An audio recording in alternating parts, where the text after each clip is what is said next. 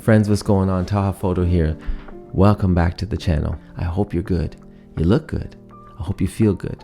I'm fine. I'm doing well. Now let's get into today's topic, which is recipes.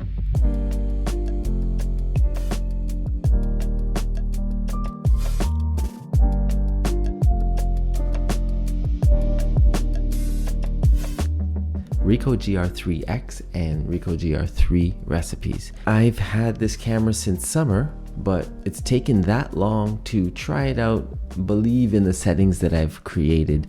Let's just focus on what has been made. My positive film recipe, the first one is called Soul Searching.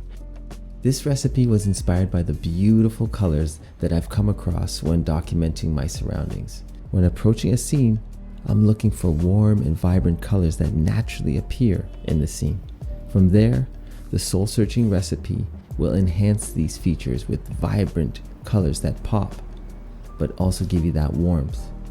But remember, first you have to feel what you're shooting. My second one is a high contrast black and white one, and I've called that Grit City 2. This recipe was inspired by long shadows and the mystery hiding within them. A reminder that life is heavy, long, and short all at the same time. The grain, I added just enough to represent the grit and resilience we all need to make it through another day. Strong contrast and lovely highlights come together nicely on a harsh sunny day, or even on an overcast day when you're looking for balance, shadows, and highlights. That's based off of my Ricoh GR2 original called Grit City. And my third one is called Faded Dreams. Seeking out the feeling of optimism in each frame was the approach I took when creating this recipe. Faded Dreams is full of soft edges, nostalgic colors, and a sense of calm. Desaturated colors and a bright airy feel comes through in each scene, with a strong focus on storytelling in your scene and less about your settings. Feel the scene when you shoot. Think less. Why make recipes? Great question, and I got the answer. I think the number one reason for making a recipe is you're interested in how colors are going to translate in your composition and how they're going to translate in the real world. And that's exactly why I made these recipes, and that's why I made my original recipes on the Ricoh GR2, which I love. Both of those have been super popular thanks to y'all, but also they kind of defined how I wanted my images to look. When I think of street soul, when I think of my work, when I think of expressing without talking, I revert back to those two recipes. So with this new focal length and all the updates that came with the Ricoh GR3X, it's a great camera. I'm getting used to it still. All that to say, I've made 3 recipes. I've used them enough that I feel confident sharing them with you and then sharing the settings with you. Let's get right into those right now. So we call this one Soul Searching. And the setting that I'm going to use is positive film. That is like our base template. I have my back adjustment dial, or my EV dial, because I've set it up as a custom button. I press that and immediately I have access to all of the effects. So for this base effect, I told you it is going to be positive film. So you see that in the corner there. Now I can press the FN button here or the function button here to access even more settings. So we press it right there. Let's start from the top. My saturation is +3. It is a positive film effect, and so it's natural that I'm going to have more saturation. My positive film hue will be +2. Again, when you're moving this dial, it's going to be magenta to the left, or kind of that reddish look, or a greenish yellow tinge going this way to the right. So I'm going to keep it at 2. The high low key adjustment for my positive film effect, I have it at +1. Contrast +2. So I still want things to look a little contrasty, but that's just the grit that I like overall. The highlights, I have it at +2. And the shadows -1, so not too much shadowing. So even if you have a little bit of contrast in those shadows, we're going to pull out a bit of the contrast in the shadows, just a little bit. Sharpness +1. Shading, my experience, it's been vignetting. So if you go to -4, you're going to see a lot of vignetting. But then, like I said, +1 is pretty good. Clarity, -1. So we have a bit of the sharpness, and then we have a bit of that clarity. So it kind of cancels each other out and just focuses on the beautiful lens and the quality that comes from that glass. And that's it. Those are the base settings for my soul searching. I hope you enjoy that. Let's move on to my second recipe called Grit City 2 BW. Let's get into these settings really quick, okay? Press the function button or the touchscreen function button. And then now we can hop into our settings. So for the high-low key adjustment, we have it at +2. Contrast, -1. It's already super contrasty. Don't need any more than that, in my opinion. Contrast highlights. This is all about saving the highlights. These are minor adjustments you will see as you experiment and decide what you like. I have +2 for the shadows, the contrast shadows. I'm making it contrasty, but I'm also being very aware that too much contrast in the shadows is just going to make it black and just look weird. Sharpness is at 0. It's a black and white vibe, so I don't need it to be super sharp. Toning, this is a personal preference if you like it like brownish, red, green, blue, or purplish magenta color. I like this off. I don't need it. I just like how Ricoh did it just out the box, so I'm going to keep it at that. Down here is the key one, filter effect. So if you have it off, you can see that Streetwise book there.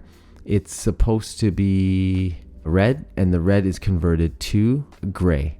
So if we know that the red's going to be converted to gray, I think that's naturally the filter is doing its job properly. But if we go to 1, it's like black, and I'm not a big fan. 2 is what we had it at, which is the red filter. It turns white, and then it's like extremely white. So it goes from white to extremely white, and to me it just didn't seem natural. It was actually a distraction. As an example, if we go to positive film, you see how red that is? Everything that is supposed to be those colors, naturally when you go to black and white, this is what they're supposed to look like. So I kind of agree with all the suggestions and recommendations they made. And so we have it at +2. And then we go to our shading, which is kind of like the vignetting. So that's too much. So naturally +1 on the vignetting. Clarity +1. So we didn't have the sharpness, but we just have a little bit of clarity. I wouldn't mind the photos being clear, but sharp is like it's too pixely for me. And then of course if you add grain, you don't want the sharpness. So it's just this little balance that only through trial and error will you understand what you like. So I have it at the grain at 2 just to give you that grittiness, and I accept that the JPEG will have this grittiness and some noise, but I want that. These photos are not supposed to be perfect, but perfect for me. And that's it.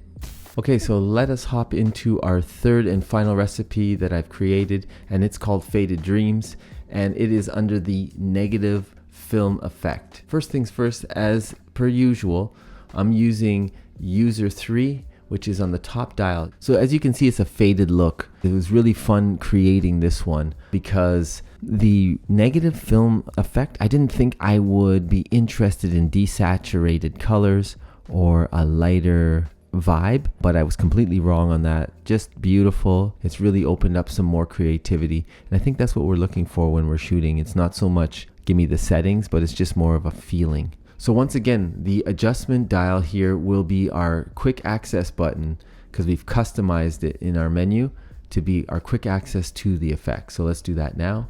We press it, boom, we're already on negative because that is the filter, the negative film effect. That's what we're using as our base for creating Faded Dreams.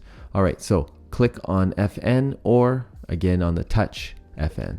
-2 for saturation, hue +1. You can go all the way over and it's going to be green, or it can be a little bit more on the reddish magenta side. And then we go down, we have the high-low key adjustment +1, contrast 1. It's already, the way they created it, Ricoh, it's already very light and very soft. So for me, +1 was just to have some contrast to it, basically. The highlights +2, airy feel. Contrast shadows -1. Keeping those shadows light, not as dark as we did on the positive film effects. And our sharpness -1, a dreamy effect. I didn't think I would like a -1, but I thought, why does it have to be sharp? This is already desaturated. What's the feeling that I want? And so I said, okay, whatever, -1, that's fine. Shading, again, this is kind of like that vignetting. So we have +1, which means there's going to be less vignetting or less shading on the corners. So let's keep it there if you want to see how high it can go or how low it can go. Okay, clarity -2. So building off of the sharpness being -1, we put the clarity at -2. And that is it for that. Pretty straightforward, but beautiful nonetheless. Last part I want to talk about is how can you get your hands on the extended recipes. So not the contrast, the highlight. So those are kind of just the baseline recipe inputs or the ingredients. If you want any of the extended recipes for the Ricoh GR3X or Ricoh GR3, hit me up at info@tahaphoto.com. It's on the screen, it's in the show notes. You will get a direct link, but these extended recipes, I feel, make it way more dynamic and you feel a little bit more confident in the recipe that I just gave you. As always, I love that you guys are watching these videos. I appreciate it. Some days I get some emails and they just really inspire me because it makes me feel like when I talk from my heart about the things that I'm passionate about, people listen. Till the next video, stay creative and believe in yourself. Peace.